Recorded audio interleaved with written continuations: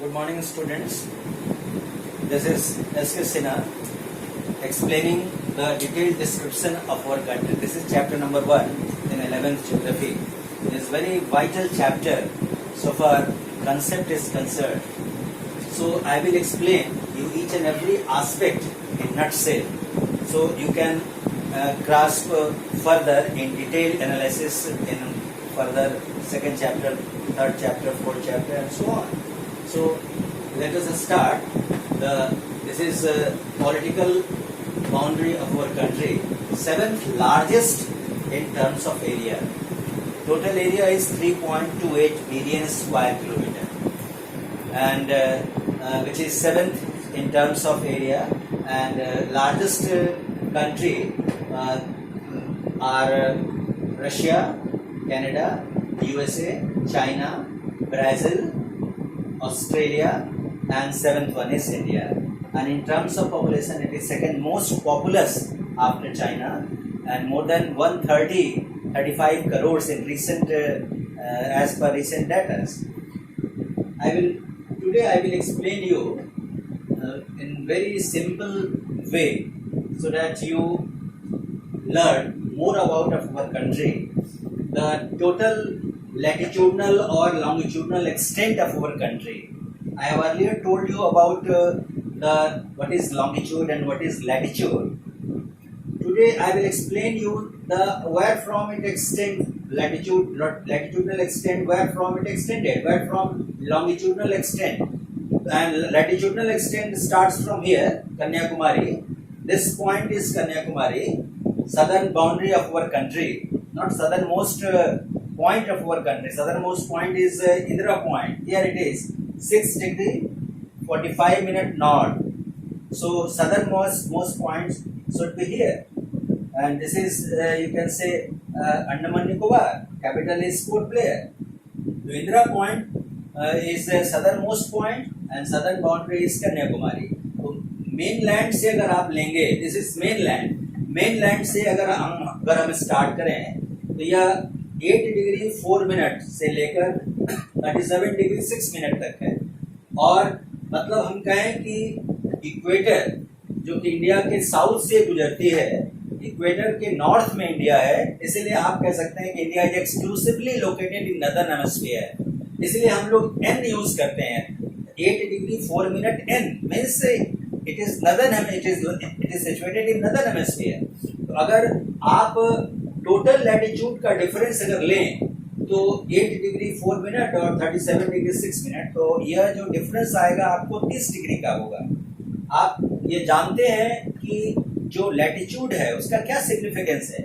Latitude का significance है कि it measures distance between two given points over the earth. 1 degree latitude equals 111 kilometre. तो अगर आप देखेंगे कि यहाँ से जम्मू कश्मीर से कन्याकुमारी के बीच जो लैटिट्यूडनल डिफरेंस है वह 30 डिग्री है. तो अगर आप 111 को 30 से अगर आप मल्टीप्लाई करते हैं तो आपको पता चल जाएगा कि हमारा कंट्री नॉर्थ से साउथ कितने किलोमीटर में एक्सटेंडेड है. अगर हम टोटल एक्सटेंट इसका अगर हम कहें नॉर्थ साउथ डिस्टेंस, तो north south distance is 3217 kilometre. उसी तरह से अगर आप लॉन्गिट्यूड में आए तो लॉन्गिट्यूड यहाँ से स्टार्ट होता है. यह आपका ईस्टर्न मोस्ट पॉइंट है इंडिया का, जो कि गुजरात का है. यह 68 डिग्री, यहाँ पर आप देखिए ध्यान से, यह 68 डिग्री 7 मिनट. और यह जो एरिया है आपको ईस्टर्न मोस्ट, मतलब यह आपका वेस्टर्न मोस्ट होगा और यह ईस्टर्न मोस्ट है. तो यह 97 डिग्री 25 मिनट ईस्ट. ईस्ट हम क्यों कहते हैं? क्योंकि जब आप लॉन्गिट्यूड का अध्ययन करते हैं तो उसका जो बेस पॉइंट है वह प्राइम मेरिडियन है. प्राइम मेरिडियन का वैल्यू 0 डिग्री है. जो north south vertical straight line है जो ग्रीनविच से होकर गुजरती है. ग्रीनविच कहाँ है? इंग्लैंड में. वहां से हम लोग हर कंट्री का टाइम को कैलकुलेट करते हैं, जिसको हम लोग GMT ग्रीनविच मीन टाइम के नाम से हम जानते हैं. तो मैं आपको दूसरे क्लास में बताऊंगा कि हम टाइम कैसे कैलकुलेट करते हैं. यहाँ पर आपको सिर्फ यह जानना है कि इंडिया का जो लॉन्गिट्यूडनल एक्सटेंट है वह 68 डिग्री 7 मिनट से लेकर 97 डिग्री 25 मिनट तक है। Again the longitudinal difference is 30 degree. तो यहाँ पर लैटिट्यूडनल डिफरेंस आपका था 30 डिग्री, लॉन्गिट्यूडनल डिफरेंस भी आपका 30 डिग्री का है। तो लॉन्गिट्यूड से आप क्या करते हैं, जिसको आप देशांतर कहते हैं। तो देशांतर जो रेखा होती है वो नॉर्थ साउथ होती है और प्राइम मेरिडियन के पैरेलल होती है। प्राइम मेरिडियन जिसको आप 0 डिग्री कहते हैं, जो कि ग्रीनविच से होकर गुजरती है। तो ग्रीनविच जो प्राइम मेरिडियन है उसके इंडिया ईस्ट में है, इसीलिए हम लोग लॉन्गिट्यूड में ई का इस्तेमाल करते हैं। ई का मतलब ईस्ट, मतलब India is situated in eastern hemisphere. अगर दूसरा आपको एक एग्जांपल लें इंडिया से हटकर, तो अमेरिका के लिए, कनाडा के लिए, मैक्सिको के लिए हम लोग लॉन्गिट्यूड में किसको हम सिग्निफाई करते हैं, डब्ल्यू का मतलब वेस्ट।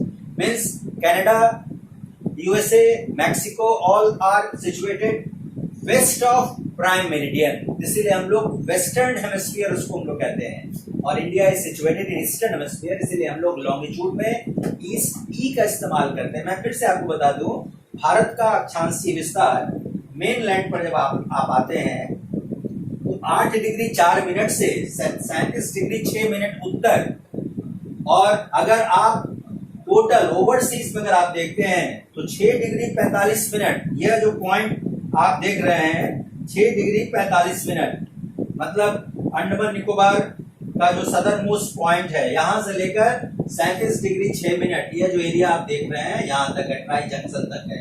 तो अगर मेन लैंड पर लेंगे तो कन्याकुमारी से, अगर हम टोटल इंडिया का लेंगे तो 6 डिग्री 45 मिनट से शुरू होता है। और यह दोनों ही सदर्न बाउंड्री हो जिसको आप कन्याकुमारी कहते हैं, सदर्न मोस्ट पॉइंट हो जिसको आप इंदिरा पॉइंट कहते हैं, यह दोनों ही इक्वेटर के नॉर्थ में है। इसीलिए हम लोग भारत को कहते हैं कि भारत की स्थिति उत्तरी गोलार्ध में है। India is exclusively located in northern hemisphere and in terms of longitude India is exclusively confined in eastern hemisphere. अब एक एक करके आप देखें कि भारत में राज्यों की स्थिति और उसकी स्थिति कहां पर है, क्योंकि बच्चे क्या होते हैं 10th से 11th में आते हैं और बहुत से बच्चों को पूरी तरह से जानकारी नहीं होती है, जिसके कारण उसके बाद के जो चैप्टर है फिजियोग्राफी या फिर क्लाइमेट, उसको आपको समझने में थोड़ी परेशानी होती है।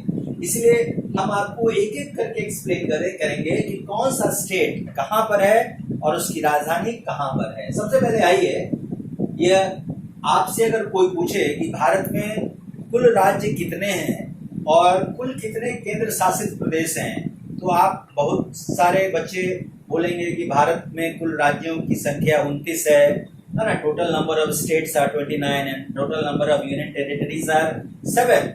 लेकिन आप भली भांति जानते हैं कि जम्मू कश्मीर में स्थिति बदली है ना। पिछले साल एक बिल लाया गया था, उस बिल के तहत जम्मू कश्मीर जो राज्य है उसे राज्य का दर्जा हटा लिया गया था। अब जम्मू कश्मीर में 2 पार्ट में डिवाइड कर दिया गया।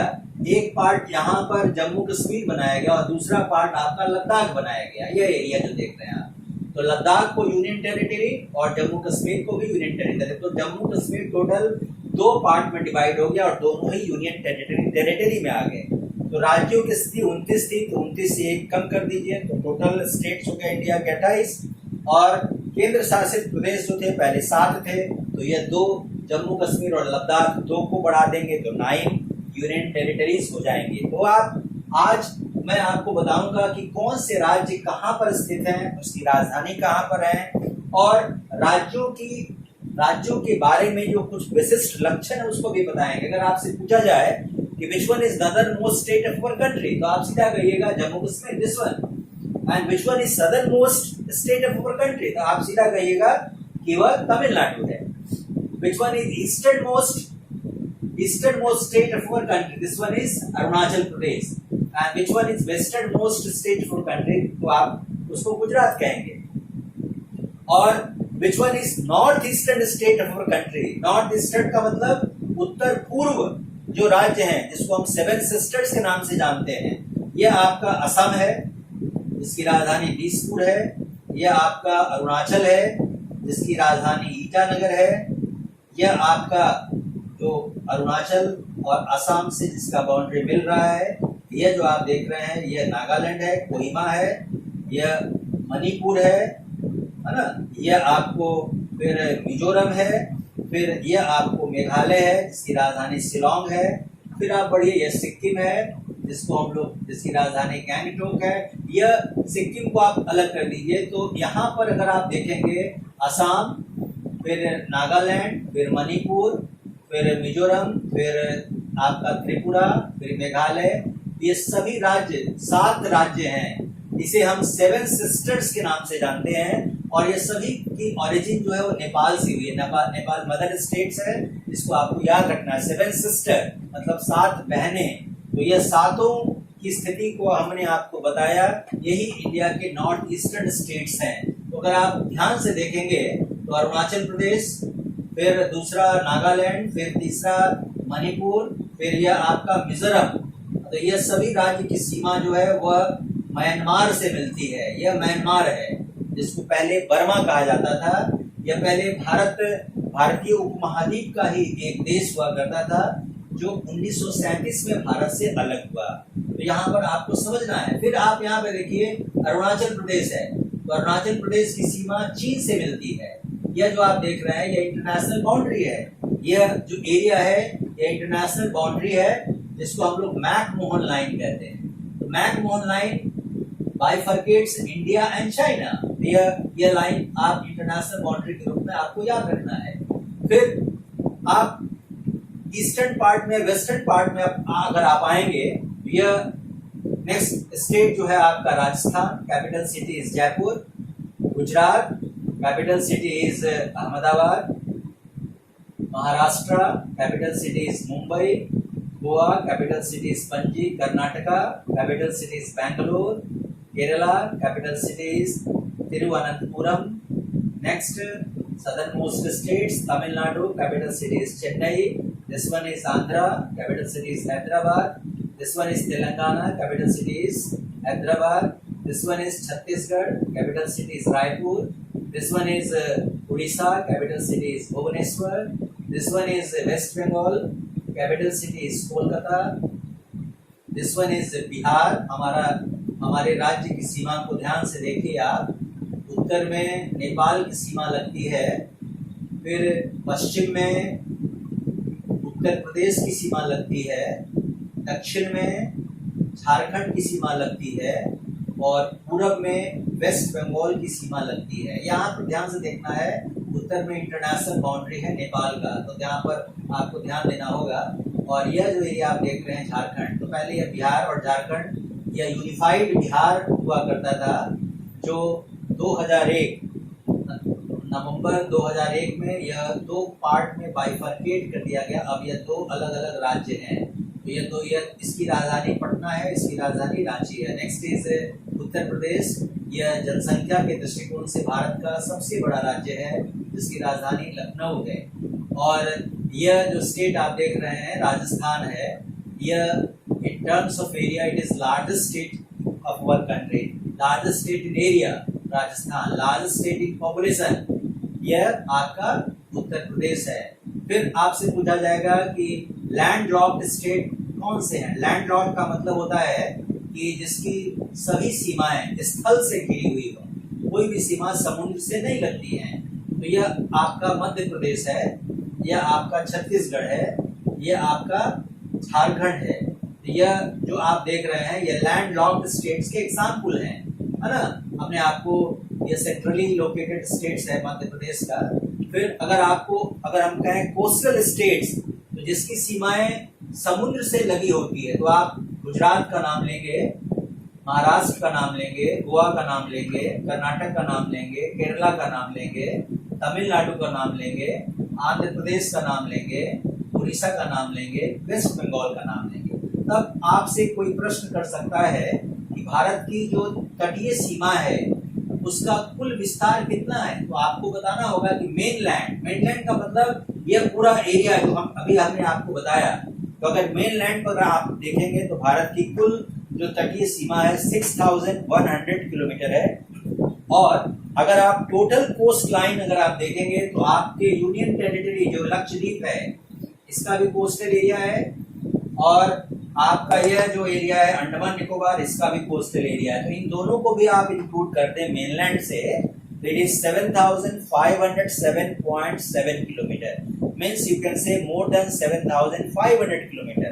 तो स्थल पर इसकी सीमा 6100 किलोमीटर है, और कुल जो हमारी समुद्री सीमा है ना, कोस्टल लाइन है, वह आपको कोस्ट लाइन है वह 7517 किलोमीटर है। इसको भी आपको याद रखना होगा। तो सदर्न स्टेट्स आपके कौन से हो गए? कर्नाटका, आंध्र प्रदेश, तमिलनाडु, केरला, ये सभी सदर्न स्टेट्स कहलाते हैं। नदर्न स्टेट्स कौन से हो गए? जम्मू कश्मीर, ये आपके हिमाचल, ये आपके पंजाब, ये आपके हरियाणा, ये आपके उत्तराखंड, ये सभी ये नदर्न मोस्ट स्टेट्स है। नदर्न स्टेट्स है, नदर्न मोस्ट आपका जम्मू कश्मीर है। उसी तरह से 4 सदर्न स्टेट्स के बारे में हमने बताया। सदर्न मोस्ट जब आप कहेंगे तो वह आपका तमिलनाडु है।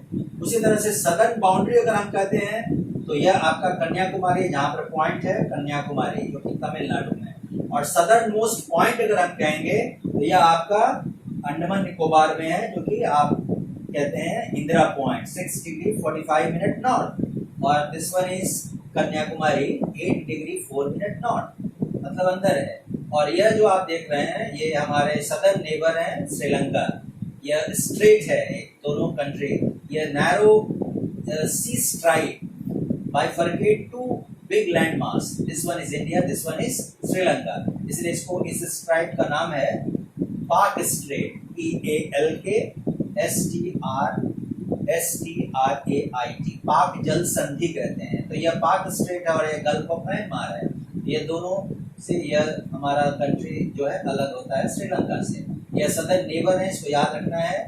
और हमारे नदर्न नेबर्स में चाइना, और वेस्टर्न में अगर आप देखेंगे तो यह आपका पाकिस्तान है जो भारत का ही पहले अंग हुआ करता था, यह नेपाल है ना नदर्न नेबर्स, और ईस्टर्न नेबर्स अगर हम कहेंगे तो ये आपके म्यांमार है, ये भी भारत का ही अंग हुआ करता था। 1937 में यह अलग हुआ। तो यह अगर टोटल एरिया को अगर हम एक एंटिटी माने, है ना, एक इकाई माने, एक भौगोलिक इकाई माने, है ना, ज्योग्राफिकल एंटिटी माने, तो यह vast expense of you can say area in terms of one geographical entity, जहां पर कल्चरल सिमिलैरिटी है, जियोग्राफिक सिमिलैरिटी है, तो इसके आधार पर भारत को एक उप महाद्वीप कहा जाता है। उप महाद्वीप का मतलब जिसका आकार जो है वह देश से ज्यादा और महाद्वीप से कम होता है। You can say vast geographic entity is known as Indian subcontinent, which includes India, Pakistan, Nepal, Bhutan, Bangladesh, Myanmar और श्रीलंका, ये सभी इंडियन सब कॉन्टिनेंट के ही अंश हैं। आज म्यांमार हमारे देश में नहीं है, बांग्लादेश हमारे देश में नहीं है, यह बांग्लादेश देखिए ध्यान से, और यह आपका श्रीलंका, यह जो है आपका पाकिस्तान हमारे कंट्री में नहीं है, भूटान हमारे कंट्री में नहीं है, नेपाल हमारे कंट्री में नहीं, लेकिन इसमें सिमिलैरिटीज है, कल्चरल सिमिलैरिटीज और फिजियोग्राफिक सिमिलैरिटीज। उसके आधार पर यह एक प्रारंभ में एक भौगोलिक इकाई हुआ करती थी, इसलिए इसको हम लोग भारतीय उपमहाद्वीप के रूप में जानते हैं। तो यह आप टोटल हमने आपको डिस्क्रिप्शन दिया है भारत के बारे में। जब हम यह पूरा आपको डिटेल एनालिसिस करेंगे तो हम समझते हैं कि कोई आगे कोई समस्या नहीं होगी आपको। आप लोकेशन आप आसानी से समझ जाएंगे कि जम्मू कश्मीर कहाँ है ना, फिर मध्य प्रदेश कहाँ है, नॉर्थ ईस्टर्न स्टेट्स में असम कहाँ है, फिर सदर्न स्टेट्स में कर्नाटका कहाँ है, वेस्टर्न स्टेट्स में गुजरात कहाँ है, लैंडलॉक्ड स्टेट्स कौन से हैं, फिर इंटरनेशनल बाउंड्री जो आपका यह बाउंड्री आप देख रहे हैं, यह पाकिस्तान का बाउंड्री, इसको हम लोग यह एरिया को 24th पैरेलल के नाम से जानते हैं, जहाँ गुजरात की इंटरनेशनल बाउंड्री पाकिस्तान से लगती है, और जहाँ पर जम्मू कश्मीर की बाउंड्री पाकिस्तान से लगती है, इसको रेड क्लिफ लाइन कहते हैं। तो यहाँ पर भी आपको याद रखना है। फिर यह जो एरिया आपने बताया था मैक-मोहन लाइन, यह आपको अरुणाचल या आपको चाइना, तो यह दो जो एरिया है, इस दो एरिया को बाइफरकेट करता है मैक-मोहन लाइन, यह भी इंटरनेशनल बाउंड्री है, इसको आपको याद रखना होगा। सदर्न नेबर्स हमारे श्रीलंका है, other neighbours neighbouring country Sri Lanka, China, Nepal, Bhutan, Myanmar and this one is Bangladesh. तो ये हमारे नेबर्स हैं और इसको मिलाकर एक संघ बनाया गया है, ऑर्गेनाइजेशन बनाया गया है, ताकि सभी पड़ोसी देशों के साथ जो रिश्ते हैं अच्छे हों। उसको हम लोग सार्क के नाम से जानते हैं, SAARC, है ना, south Asian association for regional cooperation. यह जो सार्क है वह 1980 के दशक में बना है और जिसकी बैठक हर साल एक अलग अलग मेंबर कंट्रीज में हुआ करती है। भारत में भी इसका दूसरा सम्मेलन हुआ था 1986 में, उसके बाद भी कई सम्मेलन भारतवर्ष में हुए हैं, 10 से अधिक इसके सम्मेलन हो चुके हैं। तो इसके जो टोटल कंट्रीज हैं, पहले 7 थे, अब जैसे मैं आपको बता दूं, इंडिया, पाकिस्तान 2 हो गए, फिर इधर आइए आप, नेपाल 3 हो गए, 4, यह भूटान 4 हो गए, बांग्लादेश 5 हो गए, फिर आप इधर मालदीव्स आ जाइए, है ना, 6 हो गए, और एक 7 है श्रीलंका। ये 7 पहले सार्क कंट्री कहलाते थे। एक कंट्री अभी हाल में इंक्लूड हुआ है, आप देखिए ध्यान से, यह कंट्री है आपका यह एरिया, अफगानिस्तान जिसको आप कहते हैं, है ना, तो अफगानिस्तान को भी इसमें जोड़ लिया गया। Now the total member countries in SAARC is 8। तो यह जनरल डिस्क्रिप्शन हमने दिया है ताकि आपको अच्छी तरीके से मैप स्टडी करना आए, ताकि आगे के क्लासेस में आपको कोई परेशानी नहीं हो। Thank you very much.